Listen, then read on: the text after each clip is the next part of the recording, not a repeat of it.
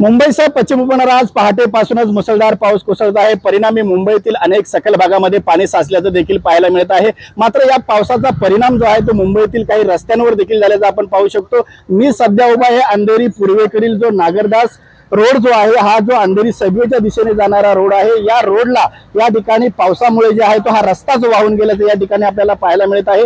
महापालिकेच्या माध्यमातून हा 2 महिन्यापूर्वी रस्ता बनवण्यात आला होता, मात्र हा रस्ता जो आहे तो आज या पावसामुळे वाहून गेला आहे। त्यामुळे पालिकेचं जे काम झालं, या पालिकेच्या कामावर देखील आता नागरिकांकडून प्रश्नचिन्ह उपस्थित केलं। निकृष्ट दर्जाचं या ठिकाणी डांबरीकरण केल्याचं पाहायला मिळत आहे। अगदी आपण पाहिलं तर या ठिकाणी 4-4 फुटाचे जे आहे ते डांबरीकरणाचे असे स्लॅब बाजूला सरकल्याचं या ठिकाणी पहिल्या पावसामध्येच पाहायला मिळत आहे।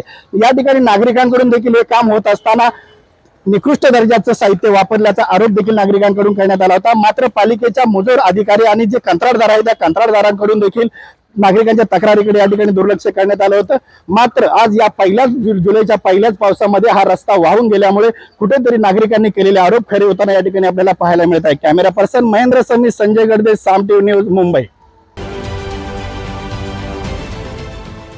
देश विदेशातील प्रत्येक घडामोडींचे लाईव्ह अपडेट मिळवण्यासाठी आता साम टीव्हीच्या सर्व सोशल मीडिया प्लॅटफॉर्मला लाईक, फॉलो आणि सबस्क्राईब करा। तसंच सर्व नोटिफिकेशनसाठी बेल आयकॉन प्रेस करायला विसरू नका।